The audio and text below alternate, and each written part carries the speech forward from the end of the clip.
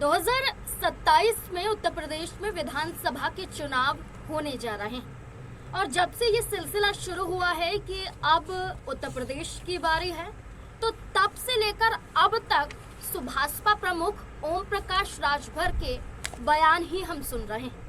कभी social media पर उनके पोस्ट सामने आते हैं, तो कभी मीडिया के सामने उनके खुद के दिए गए बयान सामने आते हैं और इसमें सिर्फ और सिर्फ उनका बड़बोलापन दिखाई दिया जाता है।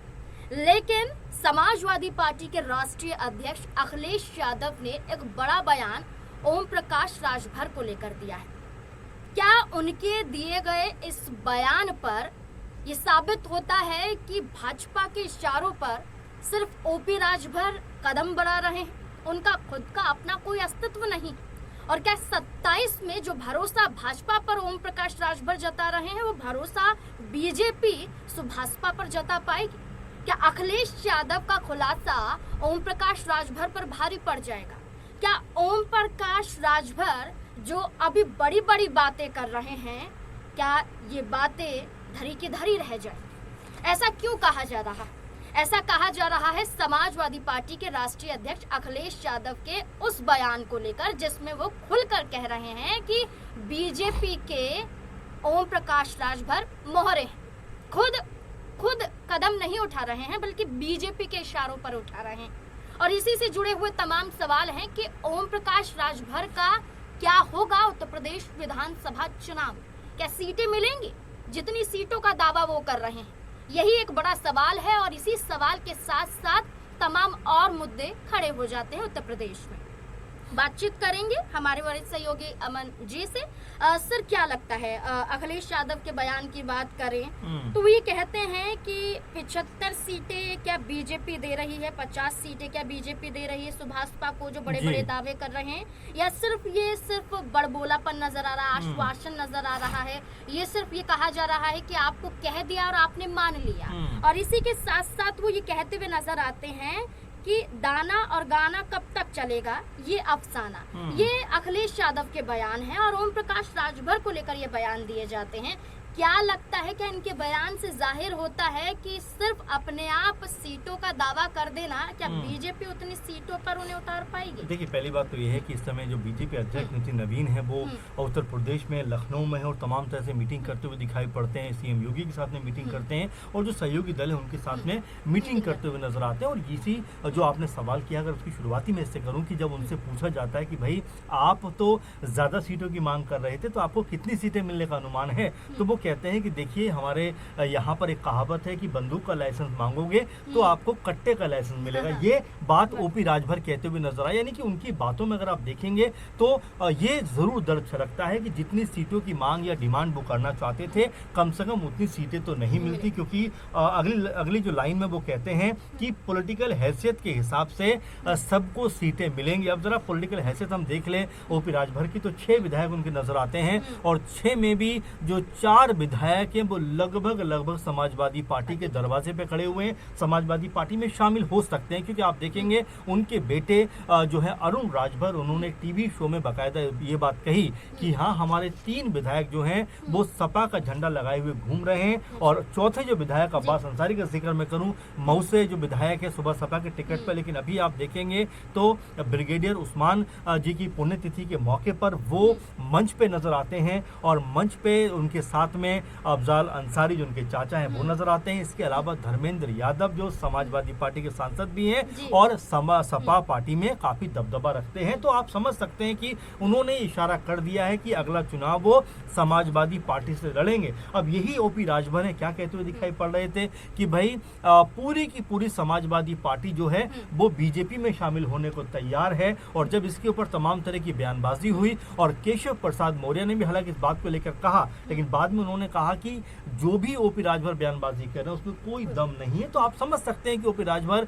जिनके सहयोगी दल ही उनकी बातों को दरकिनार करते हैं, ऐसे में सिर्फ बड़ी बातें कह देना कह सकते हैं कि समस्या का हल नहीं है, बल्कि उनको अपनी चुनौती, अपना जो भी प्रचार प्रसार है वो अपने दम पर इसलिए करना पड़ेगा कि आप जो है 3-4 साल से मंत्री हैं, राजभर समुदाय के लिए आपने क्या किया आपको बताना पड़ेगा। सिर्फ ये बात कहकर कि यादव जो समुदाय है वो 95% जो है अपराधी हैं, इस तरह की बातें वो कहते हुए नजर आए। अखिलेश यादव के ऊपर निशाना साधते हुए दिखाई पड़े, शिवपाल यादव के ऊपर जो है बातें कहते हुए नजर आए, और यहाँ तक कि रामगोपाल यादव को लेकर कहा कि उन्होंने बाकायदा एक सूची जो है वो अमित शाह को दी है, जो गृह मंत्री है। तो ये इस तरह की बातें कहने के जो आपने शुरुआत में शब्द यूज किया, बड़बोलापन दिखाई पड़ता है, उसके अलावा कुछ भी नहीं है। क्योंकि अभी इतनी बड़ी पार्टी ओपी राजभर की नहीं है कि अपने दम पे उत्तर प्रदेश में कोई जमीन तलाश कर सके, कोई जमीन बना सके। क्योंकि आप देखेंगे कि लगभग 15 से 20 साल उनकी पार्टी को बने हुए हो गए, लेकिन जो आंकड़ा है वो 4-5 सीटों से आगे नहीं बढ़ पा रहा है।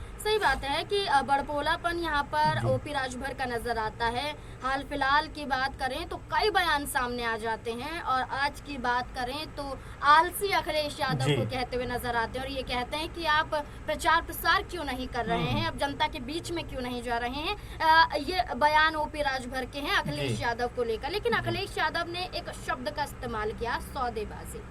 सौदेबाजी को लेकर आपका क्या कहना है? उनकी तरफ से तो ये मानना है कि ओपी राजभर अगर बयानबाजी उनके खिलाफ नहीं करेंगे तो बीजेपी उन्हें वो महत्व नहीं देगी।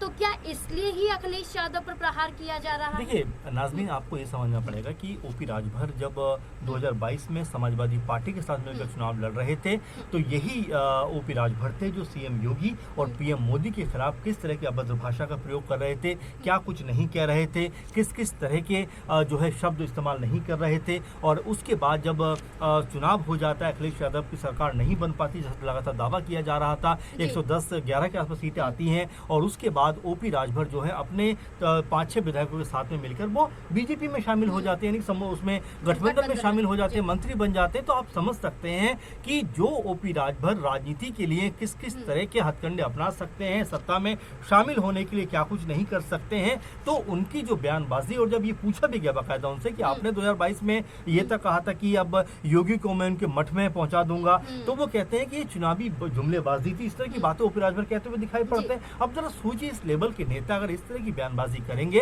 तो जाहिर बात है बहुत हल्कापन उनकी जो राजनीति में दिखाई पड़ेगा। और जिस तरीके से उनके बेटे ने, अरुण राजभर ने ये बात कही कि हाँ ये बात सही है कि हमारे 6 में से 3 जो विधायक हैं वो सपा का झंडा लगाए हुए दिखाई पड़ते हैं, और चौथे का नाम मैंने आपको बताया अब्बास अंसारी, वो भी लगभग जाने की कगार पर है। तो ऐसे में बिल्कुल, तो ऐसे में 6 में से 4 विधायक आपके जा रहे हैं, और आप जो है समाजवादी पार्टी के पीछे हाथ धोकर पड़े हुए। बेहतर ये होगा कि अपने विधायकों के साथ में तालमेल बैठाते, जो भी कहीं प्रॉब्लम उसको ठीक करते हुए नजर आते। और उससे बड़ी बात की बीजेपी जब ये मीटिंग का दौर चल रहा है तो क्या ओपी राजभर के हिस्से क्या सीटें आएंगी? क्योंकि आप ये भी ध्यान रखकर चलिए कि 2022 में जयंत चौधरी और ओपी राजभर दोनों ने अखिलेश यादव के साथ मिलकर चुनाव लड़ा था, और इस बार वो एनडीए कुनबे में, तो यहाँ सीटें उतनी मिल पाएंगी, ये बड़ा सवाल है। दूसरा बड़ा सवाल कि चिराग पासवान भी उत्तर प्रदेश में दस्तक दे चुके हैं। गठबंधन से अगर उनको सीटें दी जाती हैं तो यहाँ पर 5-7 सीटें ओपी राजभर के हिस्से में आ सकती हैं। और अगर 2022 की हम बात करें तो उस वक्त तकरीबन 18 सीटों पर चुनाव लड़े थे। तो यही पता चल जाता है, जो ये बात कहते हैं कि जो पॉलिटिकल हैसियत के हिसाब से सीटें दी जाती हैं, तो अब ये कम से कम स्पष्ट होता है उनके बयान से कि उनको कोई बहुत ज़्यादा सीटें मिलती हुई दिखाई नहीं पड़ रही हैं। बिल्कुल, अगर बात करें तो ओम प्रकाश राजभर को लेकर अखिलेश यादव बड़े खुलासे कर रहे हैं। उनका ये भी कहना है कि ये अफवाह फैलाई जा रही है कि ओम प्रकाश राजभर की पार्टी को 30 से ज्यादा सीटें भारतीय जनता पार्टी दे सकती है, और इसी आधार पर सुभाषपा के जरिए अभी से यहाँ पर एजेंट के जरिए जो एडवांस होता है वो लिया जा रहा है। और जब पता चलता है कि ऐसा कुछ भी नहीं है तो खुद यहाँ पर कई नेता सामने आते हैं और सुभाषपा के दरवाजे पर खड़े हो जाते हैं और अपने पैसे वापसी की मांग उठाते हैं, और वो ये कहते हैं कि उनके पैसे वापस लौटा दो क्योंकि उनके साथ धोखा हो रहा है। लेकिन अब ये देखना होगा कि ओम प्रकाश राजभर जितने बयान दे रहे हैं, जितने बयानों के जरिए समाजवादी पार्टी को घेर रहे हैं, क्या इन बयानों के जरिए खुद तो नहीं फंस जाएंगे? और क्या जितना भरोसा भारतीय जनता पार्टी पर दिखाया जा रहा है वो भरोसे क्या भारतीय जनता पार्टी यहाँ पर बरकरार रख पाएगी या इस भरोसे को तोड़ देगी? ये एक बड़ा सवाल अभी भी बना हुआ है, क्योंकि चुनाव में अभी समय बाकी है। लेकिन इन बयानबाजियों के जरिए साफ नजर आ रहा है कि ओम प्रकाश राजभर कहीं ना कहीं उलझे हुए जरूर है। इस मुद्दे को लेकर आपको क्या लगता है? अपनी राय कमेंट सेक्शन में